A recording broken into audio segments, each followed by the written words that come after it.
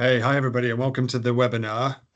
We'll just give it a minute while everybody makes it through the lobby. Welcome along.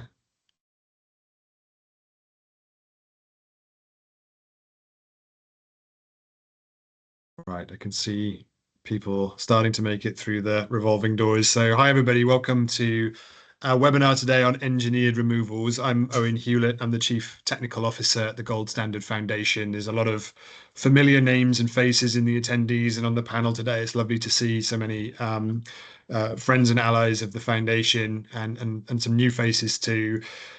This webinar is really interestingly timed. So a few years ago, our board, at the request of our technical advisory committee, approved Gold Standard to invest time and effort in establishing requirements and approved methodologies for engineered removals. And we recently launched our engineered removals activity requirements to go along with a couple of approved methodologies in mineralisation and biomass fermentation, which we'll no doubt speak about today with biochar on the way. So lots of exciting things for us to think about. And we've got an excellent panel. If we go on a slide, I'll do some housekeeping and then introduce our panel briefly.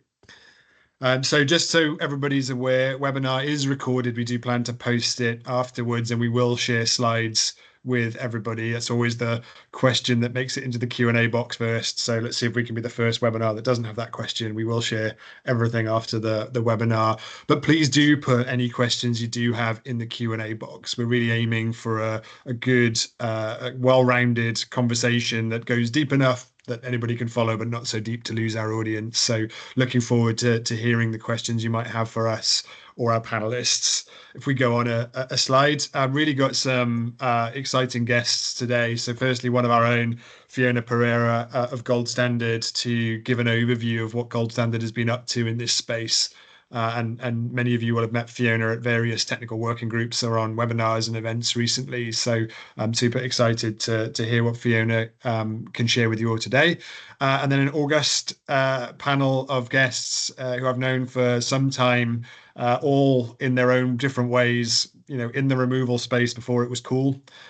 So Ben Nelson of Summit Carbon, Robert Hergland of pretty much everything removals. So I won't read out the whole list there, but if you've read something on removals, you've probably read something that came from Robert.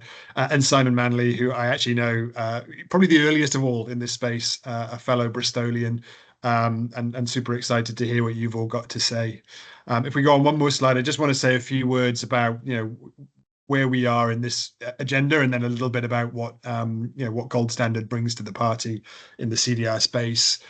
So we are going to have a brief introduction and an overview from Fiona on what Gold Standard's been up to, and then I hope a good sort of fireside style chat with our three panelists, and then there will be room at the end for Q&A, and we'll do our best as well to group the questions. If there are lots of questions, we'll do our best to respond to them after the webinar as well, so look out for that posting back to you. Thanks to all of you for joining. We got one more slide. I'll just say a few words about why Gold Standard. Sorry, one more slide. There you go. So many of you will know Gold Standard, but just in case you don't, we were founded in about 2004 by WWF and a few other leading NGOs. And the original mandate was really to add environmental integrity and sustainable development, and to make sure carbon finance, as it was called back then, probably still is in some circles, was reaching the things that were difficult to reach with other sources of climate-related funding and finance. And that was really a response to the Kyoto Protocol mechanisms, the Clean Development Mechanism, and a little bit of JI. But really, I would say it's still what we stand for today. And it can raise an eyebrow, I suppose, that Gold Standard's interested in engineered removals. I think people associate our name with community access to energy projects, to AR, for example, which I know has some relevance in the space. But really, if you think about those things, if you think about the need for environmental integrity, if you think about the need to consider sustainable development, and if you think about the need to drive finance to parts of net zero as it is today, where it isn't otherwise reaching it, the engineered removal space really ticks all of those for different reasons. Clearly some projects endemically have sustainable development sort of in their core embedded. Some parts of engineered removals have that and some don't. So really there's a lot there, I think, that Gold Standard can bring. And I would say our sort of mission here is to really target the stuff that gold standard really adds value to. So, we'll be looking into which activity types, which quality attributes should we be adding. And then on the other side of it, that last point, alignment with international regulations. Obviously myself, part of the Greenhouse Gas Protocol Standards Board and the Technical Council of SBTI, others involved in the technical working groups of ISO and in discussions at the various EU roundtables also. Something I think are quite good at Gold Standard is reading the direction of travel and starting to translate those high-minded frameworks into the quality attributes and risk management mitigation, the MRV of the project level. Or in short, what we're trying to do is make sure these projects can get funded for as many of those good reasons as possible. That's really the aim of the foundation on that side of the table. So that's enough from me in introducing. Really, thank you all for joining and listening in today. I'm really looking forward to your questions and getting into it with the panel. But I'll first pass over to Fiona to take us through what Gold Standard's been up to. Thanks, Owen. Can everybody hear me okay? Yep. Great. Thanks everyone for joining. So I'm going to go over a kind of brief summary of the activity requirements document and then the related methodologies that would fall under the activity requirements. So we'll go over briefly the definitions and objectives, eligible activities and methodologies, and then the core principles that are kind of baked into the document itself. So just to set the scene, to clarify, when we talk about removals, we're referring to anthropogenic activities that remove carbon dioxide, or it could be other greenhouse gases from the atmosphere, and durably store them in geological, terrestrial, or ocean reservoirs or in products. When we say engineered removals here, we're referring to activities that firstly rely on technology to deliver solutions that wouldn't occur naturally or spontaneously, and or secondly, utilize technology to accelerate natural processes. It's always important to highlight that removals shouldn't replace the need for rapid emissions reductions, because the IPCC shows that both reductions and removals are going to be needed to limit global warming. Bit of context for the activity requirements document itself. So as Owen said, we're building on 20 plus years of gold standard integrity in carbon markets. This document, or this version of the document, has a focus on carbon dioxide removal. So phrase CDR we always hear, but it may be applied to the removal of other greenhouse gases in the future as these technologies evolve. And then the aim of an activity requirements document, and of this document specifically, is to provide a set of centralized and kind of general requirements for all engineered removals projects that intend to be certified under gold standard GS for GG.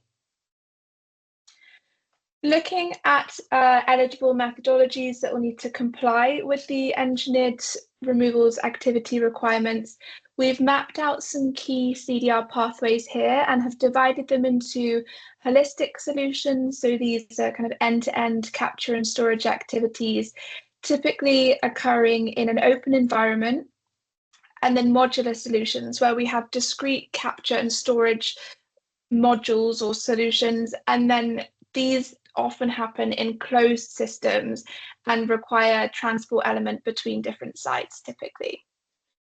All activities noted here on the screen are eligible in principle under the activities requirement, with the exception of ocean fertilization and deep ocean storage. These two we know are potentially significant pathways, but they'll need further consideration from our technical committee. Within the scope presented here, we have two published methodologies currently. So these cover carbon mineralisation using reactive mineral waste, which falls under the products and materials category shown here on the bottom left.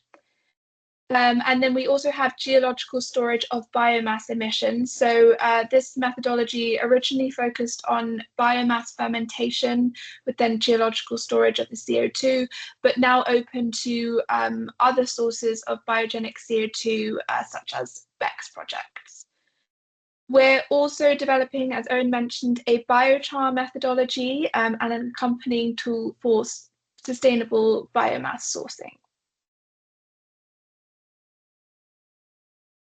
So that leads us on to an interactive poll that my lovely colleague Cami is going to help us with. We'd like to hear from you. What type of engineered methodologies would you like to see Gold Standard develop next? Okay. So I think Fiona had sort of started on this, but just to say the gold standard for the global goals is our flagship standard. And we, at one level, if you have a name like gold standard, you need to know what you mean by gold. And what we mean there is really these kind of 5 areas. And we apply these equally to all project types. Obviously, they're applied specifically in the detail differently depending on what type of activity you are. But in all cases, we're really looking for activity types that contribute to climate security and sustainable development. And to give you an insight, one of the discussions we've been holding is what does that and sustainable development mean? Should we be focusing on stuff that has it inherent, or should gold standard be focusing on things that don't actually have that and need to add it? And I think that's been an interesting philosophical discussion we've been holding, and I think super relevant in CDR and engineered removals more broadly. We are well known. I think one of the earliest interventions of gold standards was its safeguarding principles, things like no child labor, human rights, pollution, etc., all long-standing, aligned with things like UNDP. I would argue our biggest innovation, which is probably our second oldest after safeguards, was stakeholder engagement and inclusivity. We're sort of firm believers that a well-engaged project that speaks to its stakeholders and takes its views is a better designed one and leads to optimal results. Real outcomes and monitoring is really focusing on the monitoring, reporting, and verification. I think we have industry-leading assurance platform and VVB, so the auditor management. And then lastly, additionality and ongoing financial need, and how those things are evolving with Paris and sort of writ large around those principles is how we align them now with the emerged, I suppose, Article 6 rulebook of the Paris Agreement. If we go on a slide there.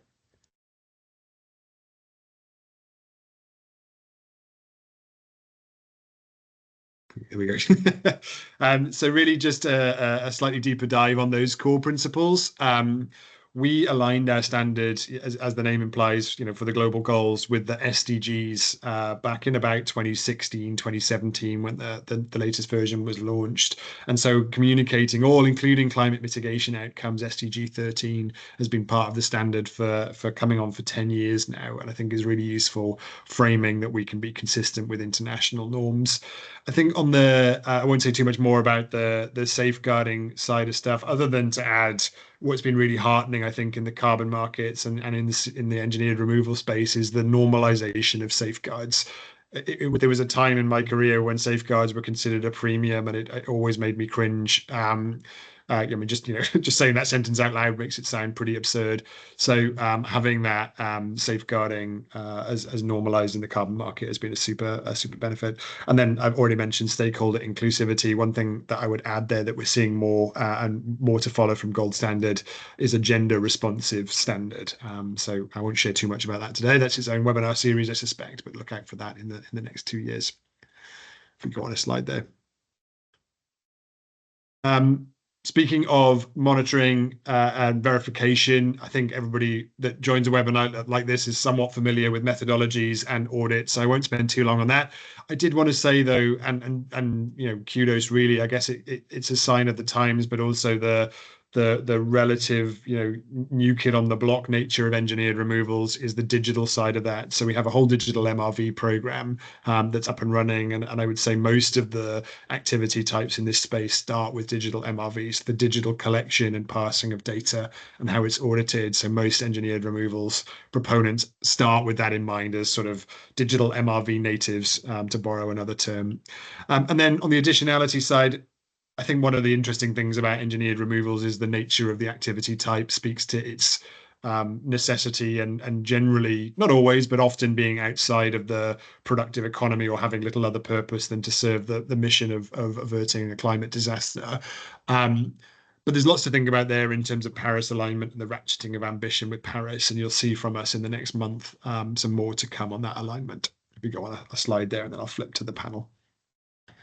Okay, so let's into the panel discussion, and if my panelists could come on camera, I'd ask you all in maybe the first question you answer just to say 30 seconds about yourself. I always love to hear how people introduce themselves, rather than me doing the detail there. So I'll come to you all individually. So first, starting with Rob and Simon, I suppose. We've got the poll results there. I know you both have been engaged from a very early stage in the removal space.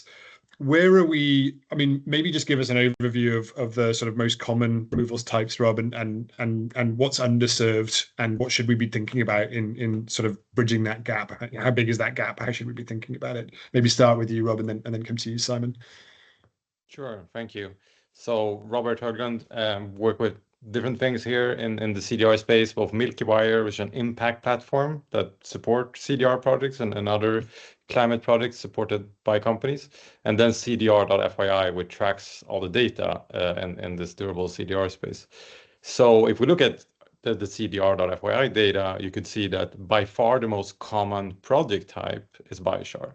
That's what new buyers into the durable CDR market is buying, and definitely the kind of, in terms of number of deals, dominating, I think 4 or 5, 6 times more biochar deals than deals for any other method. And biochar also dominates already issued and kind of delivered tons. However, if you look at purchased volume or like pre-purchased volumes, then it's not the biggest. Then bioenergy, carbon capture and storage is actually much bigger than biochar, but that's because of some very large pre-purchase deals that stretch over 10 years. So Microsoft making deals with Stockholm Exergy, Ørsted, and others for multiple million tons per year. So that's why the volume of BECCS is so large. If you look at like where the methodologies are, and you could see that there's a few biochar methodologies, there's a few BECCS DAC methodologies. The ones that are in shorter supply, I would say, is like OSHA alkalinity enhancement, but isometric has one there, but it's not so strange because that's more difficult, and the science is still a little bit to do in terms of how to best to measure this, how many measure points, what could be modeled, and so on. So we shouldn't get ahead of ourselves and create methodologies that give the impression that we know exactly how to do all the types of removals, like enhanced rock weathering. Also now have a couple of methodologies, but also you have to remain kind of humble that for some of the methods we don't have all the answers yet. Simon, yeah, your impressions of that, the other. Yeah, hi, thank you. Simon Manley, I've been in the CDR space since sort of 2008, working across all different aspects, methodology development, ratings agencies, and a very strong background in project development. I think I would echo Robert's comments about sort of the most neglected pathways. I wouldn't say neglected, but sort of undeveloped thus far as those sort of ocean-based CDR, definitely. And in order for a project type to be ready for methodology development, it has to be methodology ready, and that kind of speaks to the science that underpins the CDR claims associated with it. Having been part of that methodology development process a few times, I think it's essential that we don't let perfect get in the way of the good, in as much as I think it is incumbent on the registries to help create methodologies that do accommodate uncertainties around perhaps some of the science and delivery risk, so that project developers can get going and start generating empirical data from project types, so that those methodologies can then be improved over time. And then secondly, to support that, the methodology development process has to be accelerated. Sometimes working with certain registries, that can take up to like 2 years. And so if you've got early stage methodologies that are being iterated with improvements, that production cycle needs to accelerate as well. Yeah, thanks, Simon. I think that's, having been, obviously with your experience of going through that process, what's your sense of how we balance the need to bring forward some activity types that are, clear pathway essential, but also leave room for innovation? How targeted should we be as a space, or should we, is it let 1,000 flowers bloom, or whatever the phrase is? Yeah. I think it's well within our capabilities to come up with innovative solutions around this, and I think Robert has suggested this in the past about ERW, where perhaps it can still be considered to be in sort of an R&D category, but it's still you can still generate credits, but those credits can be utilised in a very specific way, not necessarily to address emissions from fossil fuels, but some other kind of category or classification of credit that enables revenue to be generated for the project developers, and at the same time for those projects to get away. Right? What do you think about that, Robert? Yeah, I mean, this kind of all you have is a hammer and a nail, like, but because the way that people engage with funding these kind of projects is buying tons, right? And it's the same on our side. We've been making some grants with Milky Wire, but it's also kind of purchases, and that's an easy way of engaging.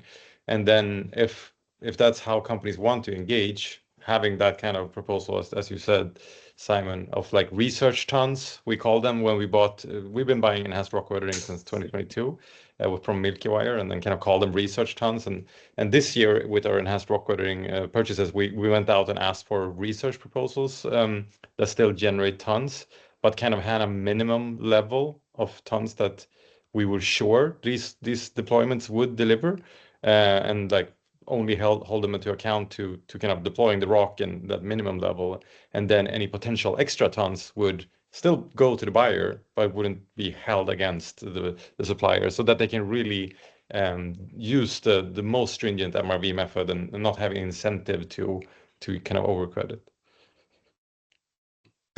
Robert, I mean, I know, well, first thing I would say, everybody should check out CDR.FYI. It's one of the rare instances in the market where, it's data and information, not just opinion. So, in that sense, quite a special thing. So I recommend everybody check that out. And this is a question that frustrates us all that are involved in the removal space generally, Robert, but I think we do need to talk about it. How much relevance is there to the removal versus reduction question? How do we need to think about that? Do we need to safeguard either side, or is that just a question we should just be moving on from by now? No, when it comes to credit specifically, Yeah. that's the reduction credits is a way of financing that type of work. I think there is a pretty strong consensus now from like ISO, SBTi, and others that you would need removal credits to fulfill a net zero target, and that they would need to be durable of some sort. So one thing to keep in mind is that you need to build up that kind of supply of durable cover removal from a very nascent stage. So there is a need for some money to go into durable CDR to grow that. But then on the other hand, financing good reduction projects through buying credits is a great way of cost effectively helping to reach global net zero. So like what we recommend with Milky Wire is for companies to set an internal carbon fee and then use that money on all the things that we need for global net zero, including reduction projects, protecting and restoring nature, and these kind of new durable tech removals. Yeah, thanks, Robert. I think it's one of those dangers of picking out a specific requirement of something like SBTi and assuming it's the whole elephant. So yeah, great answer, and thank you for picking it up.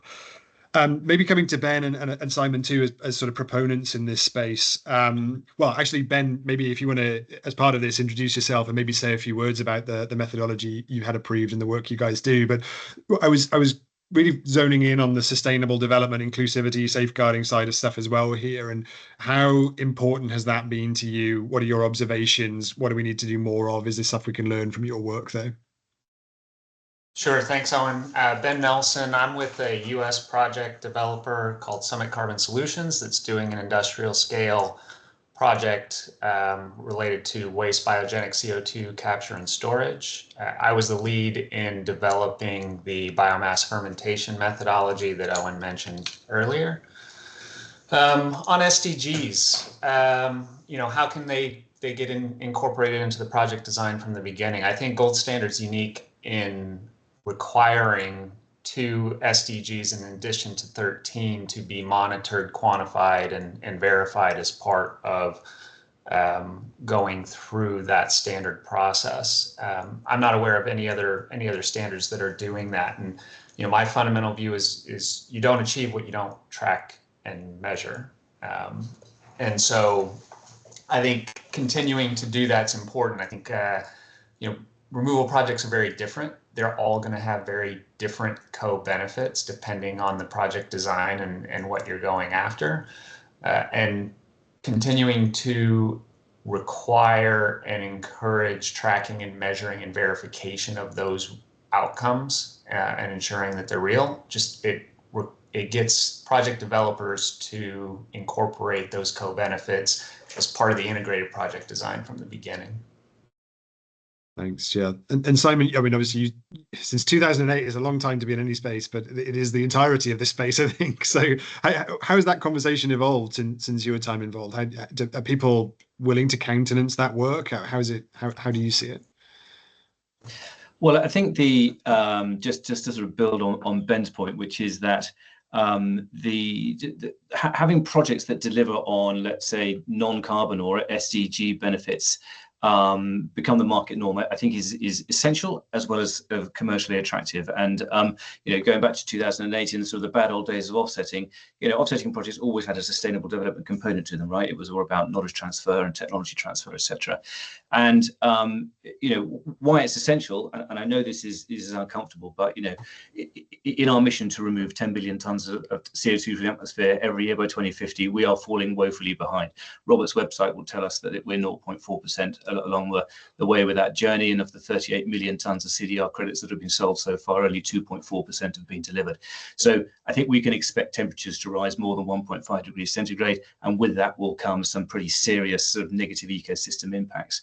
So projects that not only credibly remove carbon from the atmosphere, but also address those types of issues, whether that's in the oceans or in the land, etc., in my view, must be prioritized. And so those so-called co-benefits become core benefits, and methodologies such as the ones that we're talking about today that enable that and prioritize that, I think, are absolutely essential. And why I think that's commercially attractive as well is because these types of projects also lend themselves to a much stronger narrative. Corporate buyers of offsets want to tell a strong story associated with their participation in these projects, typically in their sustainability reports. And you only have to look at DAX, for example, which looks a bit like a big air conditioning unit whirring away in Iceland, compared to biochar, which is a soil amendment dating back to pre-Columbian Indians in South America, which is going to enable you to tell a more compelling story. And so I think those project types that deliver on non-carbon benefits also tell a stronger story and therefore are more attractive to buyers. So hopefully will become the norm. Yeah, thank you. I would certainly add that observation from Gold Standard side. I hate the term for this purpose, but charisma still matters, I think, in terms of price and demand. Yeah. Ugly as that word choice is. So actually, I'll stick with Ben and Simon on the second part to this question, and then maybe Robert, I'll come to you to reflect on the SDG part and what I'm about to ask. So Ben, you mentioned you're working on a sort of large industrial scale, and Simon, you've worked across all the scales, I think. How do we, coming to Ben first, how do we make this, I mean, fair is maybe the wrong word, but not biased? How do we ensure we look at the very big and the very small? How do we make sure that we involve developed countries and developing countries? How do we ensure a level playing field, maybe the wrong way of looking at it, but yeah, how do we ensure a fair playing field at least? I think the first point that I would make is ensuring that the standards are developing methodologies, systems, and processes that are executable by both large and small projects. So our project's very large. Our project design is for over 16 million metric tons of waste biogenic CO2 a year in the project design. And with that comes a lot of scale. So methodology development. It was a significant investment to go through that process. It was over 2 years of time to ensure that everything was done at the right level of integrity and quality. But during that process, it was very clear Gold Standard was keen on ensuring that it was broadly applicable, not just to our project design, but to different and varying sizes of projects designs. Things like digital MRV, and reducing the friction costs of verification and going through gets these smaller projects in the game that don't have the scale benefits that can spread those costs across a much larger project. So I think that's probably my first point, is that standards can play a very leading role in ensuring that the cost to access the market for smaller projects is accessible. I think on the demand side, I think it's a tougher question for standards. I think we'd all like to see a broader and deeper market for engineered removals than what we have today. From our perspective, we firmly believe that will continue to develop. And as you see things like voluntary and compliance markets converge in some level, that's going to help on the demand side. But it's probably difficult for standards to play a leading role in promoting kind of specific projects or smaller scale projects in and of themselves. I do think there's opportunity for smaller projects to align with local demand. There were a couple comments earlier, I think both from Simon and from you, Owen, on story still matters and charisma still matters. You can put a face, smaller projects can put a face to local demand, whereas some of these larger industrial scale projects are maybe a bit more impersonal. Thanks, Ben. Yeah, Simon, I love your reflections on that same set of questions. Well, I mean, attempting to answer that question through the lens of perhaps, artisanal versus industrial biochar, for example, if biochar is going to scale to its full sequestration potential, that scale has to come from the global south. And I think a huge part of that scale is going to come from decentralized artisanal production, whether we like it or not. And so what I hear often is, oh no, artisanal, it's just, the MRV is a nightmare. You're never going to have robust claims because you don't really know what's going on. What about the methane? And again, it is well within our capabilities to design robust methodologies, standards, ratings, and protocols that sort of wraps their arms around these types of production systems and enables robust CDR claims. It's happening already. Hopefully, your biochar methodology will allow for artisanal certification. Silvera has just launched its artisanal biochar ratings product, and there are project developers like Varaha out in India who are doing incredible work around MRV, around these types of production systems. And so it can work. It does offer a much greater narrative power, and that's because it is delivering those types of benefits where they are needed the most. And so we must continue to endeavour to make those small scale and decentralized projects happen, I think. Super, thanks, Simon. Yeah, Robert, I'd love to come to you with your maybe Milky Wire hat on. I know these are topics you care about deeply, but it's also a commercial venture, right? So how do you how are you guys balancing that? How do you think about it? Yeah, Milky Wire has kind of two legs. One is a company, and then there's a foundation that receives donations as well and kind of give out grants. But like on this climate transformation fund that we have, we purchased from 10 different biochar suppliers, all in the global south. We didn't say we have to buy from the global south. It's not a requirement. It's just that's where we saw the greatest co-benefits.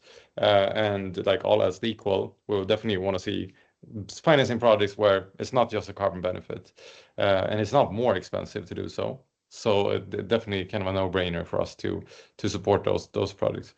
Just to follow up on you, Simon, like I agree with you, and that with a decentralized approach it has a lot of potential, and we should definitely go for it. But we should be super careful when we do the methodologies, because as we see, for example, in the biofuel space, like when something gets attractive and a lot of money rolls into it, there's so much fraud going on. Like if you look in biofuel, there's just like so many different fraudulent stuff that's happening. And we have to be super careful when we design this so that we really minimize that. I don't think you can completely eradicate it, but if you do like 99% or something, like then we'll be fine, because otherwise we'll have a backlash when the reporting and so on goes out on something. So yeah. Mm-hmm. So maybe segueing into the sort of last big quality attribute for us to think about in engineered removals is the sort of conversation about permanence and durability and loss and reverse. So maybe sticking with you, Robert, I know you track things like SBTi and ISO very closely. How much of an impact are the rules there on the work that you do and the way you see the space going? And what's your I don't know whether to say expectation or hope for how we resolve for durability and where it fits in the big picture. And then I'll come to Simon and Ben with similar questions. Yep. Yeah, I mean, when you use carbon credits instead of emission reductions, then you really need to be like for like, that you have permanent carbon removal when you're offsetting fossil CO2. So if you choose to buy carbon removal credits instead of sustainable aviation fuel, for example, because the carbon credits are cheaper, then it has to be permanent. So that kind of keeping that net zero claim very strong and intact. But if you're trying to finance climate benefit and kind of making as much climate good as possible, then you should look at what's cost effective. You're not doing it instead of something else, then I don't see a need for permanence. That's one of the things that you look for, but you're not kind of exclusively looking at that. So that's where a lot of kind of products that cannot have a long-term durability claim can come in. So I think a lot of the attention is loosened up when you see this, and I think a lot of people agree we shouldn't continue to burn fossil fuel willingly and just compensate that with planting trees. I think most people agree with that. So if you put it that way, I think we do get a lot of that conflict out of the picture. And then also adding, you of course can finance projects in other ways than carbon credits, like with grants and indirect investments and so on. And most forest projects in the world, like 99%, happen outside of the credit market. So that's also something to keep in mind. Yeah. Well, maybe let me come to Ben next, because I've got a specific add-on question for you, Simon, in a minute about post monitoring. But Ben, yeah, your take on how important is that conversation to you? I mean, I'm guessing very important, but yeah, how are you seeing it? I would agree with a lot of what Robert said. I think permanence is one of the key quality characteristics that's super important particularly for engineered removals, and kind of what that market is attempting to solve in the broader equation of climate change. I think it's still open in terms of what does permanence mean from a time perspective, and how confident you can be in the timing claims, whether that's 100 years, 1,000 years, or longer, and that's going to continue to evolve, I think, in the market. Yeah, and do you see? I mean, this is a loaded question. The influence of things like the science-based targets and ISO discussions. How much does that impact on your world? How much is that uncertainty difficult, or is that yeah? It impacts demand. Like, it creates uncertainty in demand when there's not a consistent set of expectations out there that people can line up against. So yeah, it does impact things for sure. A call for good, clear rules soon then. Yeah. Really important. Yeah, sorry. Like, that's the thing that you can point to. Heads of sustainability, even if they wanted to buy carbon removal at a higher price point, they need something to point to of like, why should we do this? As the CFO saying. And if there's like, well, because I've read some scientific report that said it was probably important, then it's like, well, probably not. We're not going to approve this. They need to point to, well, we set an SBTi target, and in the SBTi they say you should be buying durable carbon removal, or like our ISO target requires that we start scaling it up. That's something to you point to and like lock in and anchor it to. So it's extremely important, almost existential, I think. At least especially for scale, Robert. I 100% agree. Yeah, I would endorse that, and it impacts our thinking as a standard on the other side of the equation to you, that legitimacy and that sort of that gravity that consistency and normalization can bring and use can bring. But Simon, obviously, any reflections on that discussion, but also I think in the types of projects you've been a proponent of, I was curious as well to think about how do we look after those projects post crediting, because obviously if we're looking at the artisanal type, for example, that can be quite an imposition. So have you got thoughts on that? Well, firstly, I'm a massive fan of the like-for-like principle, but appreciate that were we to literally implement it tomorrow, there just simply wouldn't be enough durable CDR credits in order to address all of these fossil fuel-based emissions that we need to neutralise. So, yeah, we're not quite there, or indeed ready for it yet. In terms of to address your question around that kind of post-crediting monitoring period, I mean, you're absolutely right. The kind of the sequestration life cycle for some of these project types goes on for a really long time. I mean, look at enhanced rock weathering, for example. That sequestration journey doesn't finish for about, possibly thousands of years once it gets, when it gets to the ocean. So I wish I had an answer, but all I can say is it's tricky because it's a long time. Who's going to be doing that MRV in 1,000 years' time? Certainly not going to be any of us. And also, the whole, the clues in the name, right? Post-crediting, there's very little financial incentive for people to actually continue with the monitoring because there's no more revenue coming into the project. So it is important, but it's going to be difficult. Yeah, certainly. And I think it sort of speaks to what Robert was saying about how we think about the reason for doing it and the claims made is partly wrapped up in that. Okay, so we're going to move to audience Q&A, but I've got a couple of minutes with the panel. So I'm just sort of signposting that to our audience members, get your questions in the Q&A. But while people are doing that with the last couple of minutes, at our conference in May, there was a brilliant question asked on a removals panel, which was, if you were a removals technology, what would you be? But I'm not cool enough for that kind of question. So I just want to go around to each of our panelists. You can answer it if you like, but I'd like to go to each panelist and just tell us something you're excited about, what you think our audience should go and look at post call. So maybe starting with you, Ben. Well, I'd encourage you to go check out our project, Summit Carbon Solutions, industrial scale project that's looking to capture biogenic CO2, waste biogenic CO2, and permanently store it in geologic storage. Full infrastructure to enable that CCS process, including transport. It's a big project.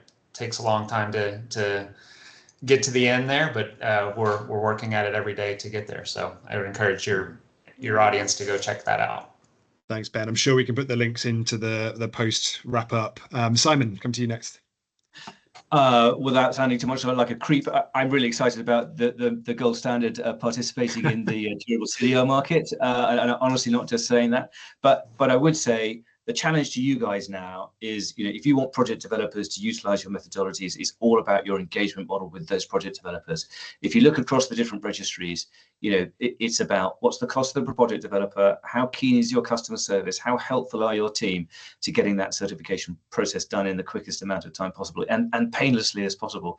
Some registries do it for free, others only charge you when you start earning revenue, others don't get out of bed for less than $200,000 and take a year to respond to an email.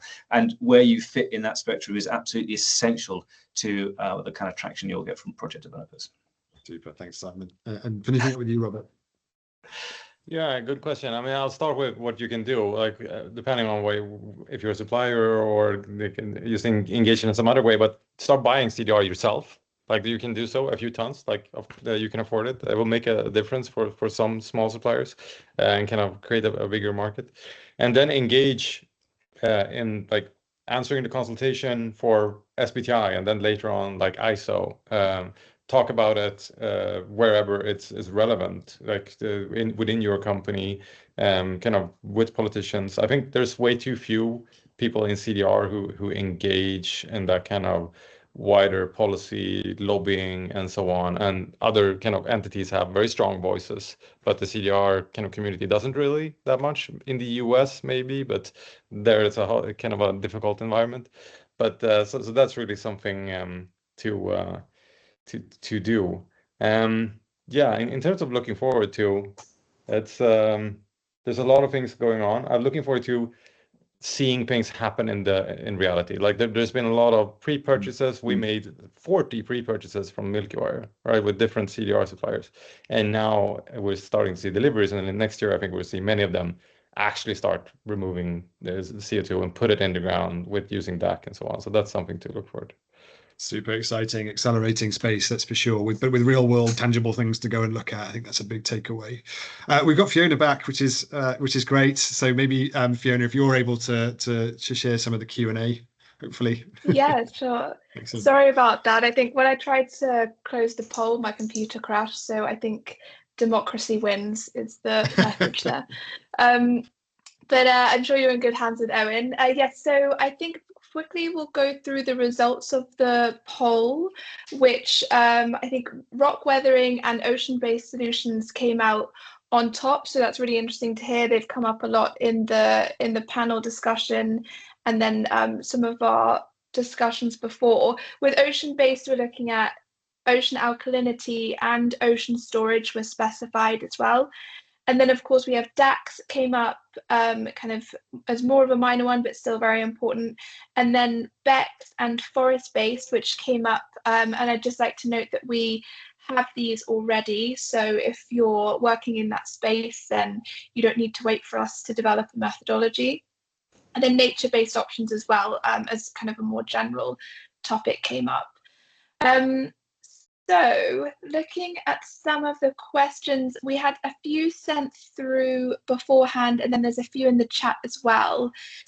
One of the ones here from James, what engineered CDR methodologies are gold standard considering and hoping to publish? And then what's the status of the biochar methodology? I can take that question. And then a secondary part, which I think is really an interesting one that I'll post to Owen and then the other panelists as well.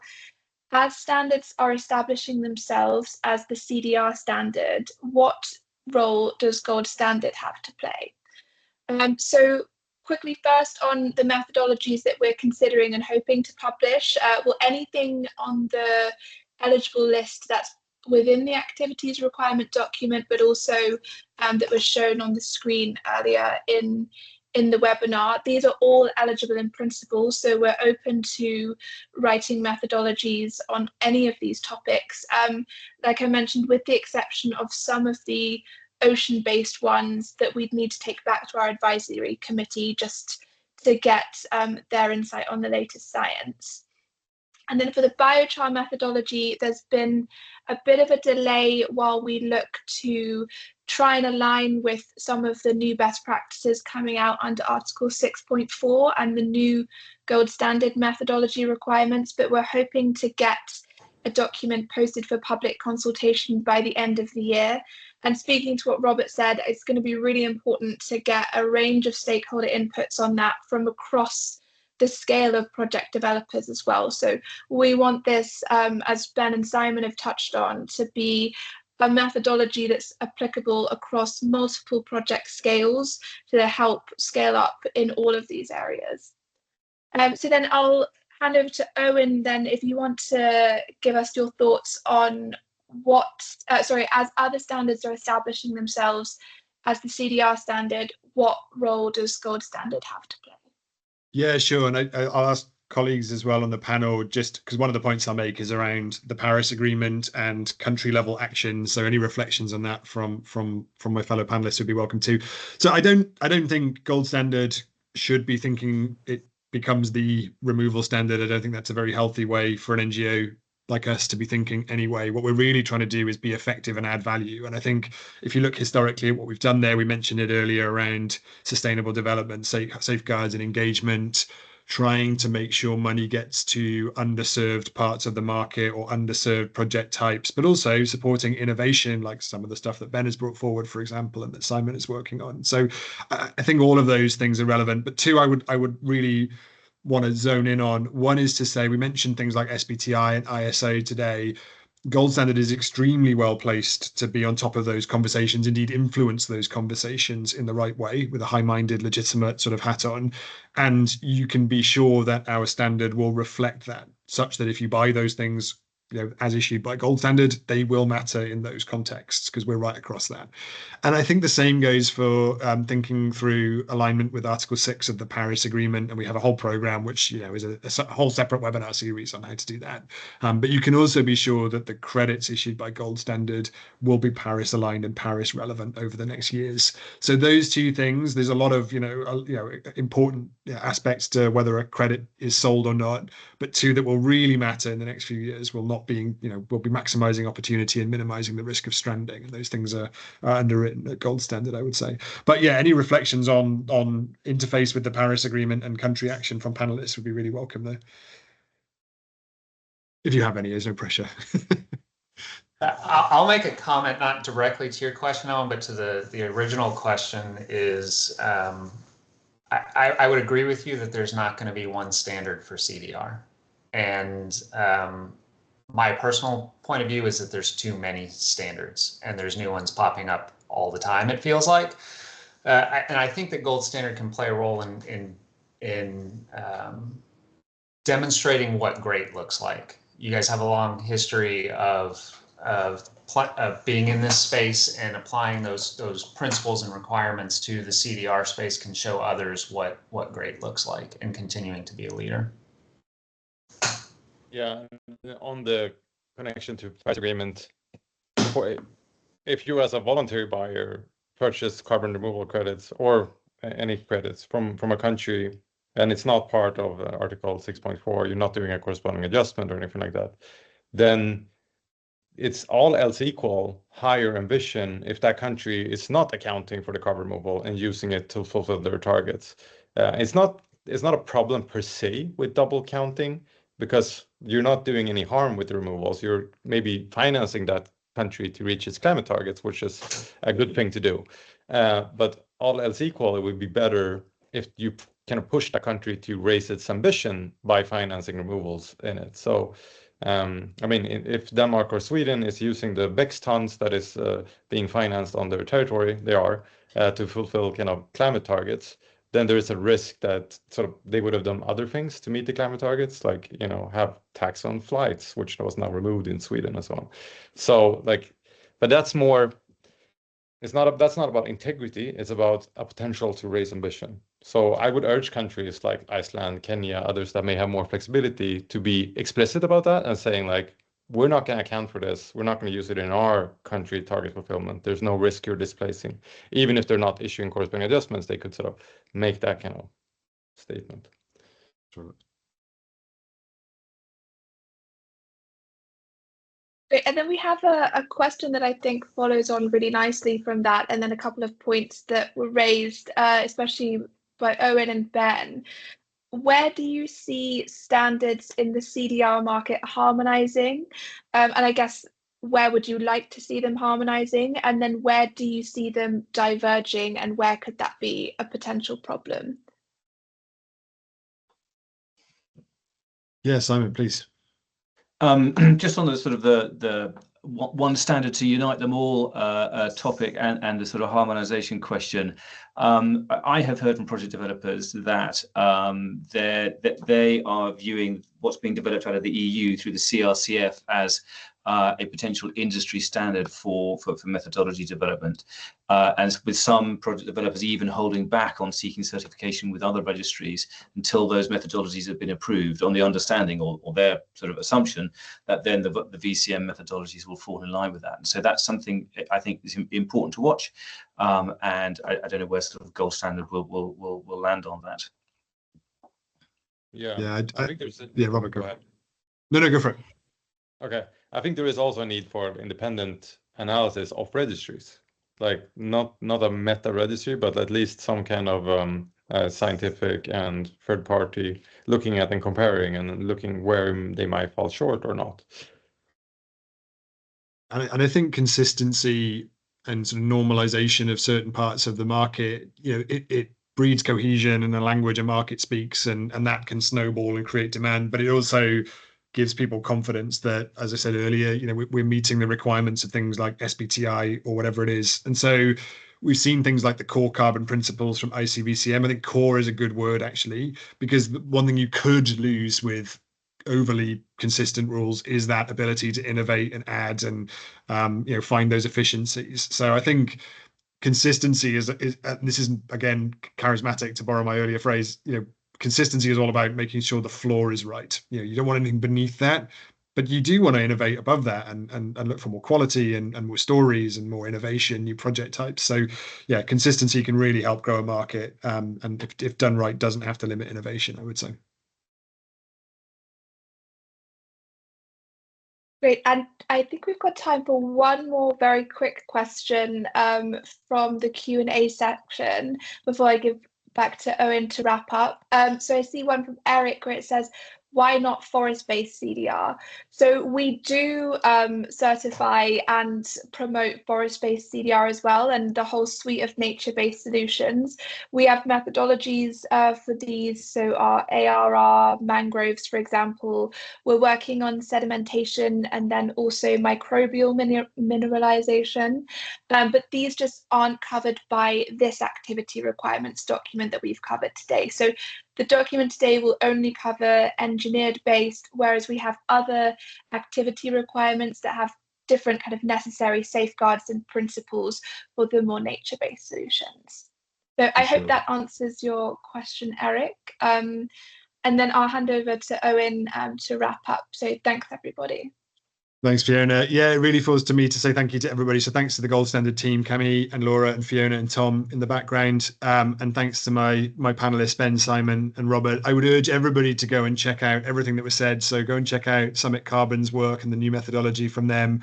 Certainly follow Simon's work independently and over at Silvera. And I've already stressed the need to go and subscribe to CDR.FYI and what Robert is working on. And please do check out our activity requirements, and on that sort of forestry point, look out for updates around things like afforestation, reforestation later in the year, and do keep tabs on the conversation around science-based targets as well. I think, you know, whether a supporter or not of SBTI, that conversation is important. So urge you all to go and check that out there. So with thanks to my panelists and thanks to all of you for joining us, an excellent webinar.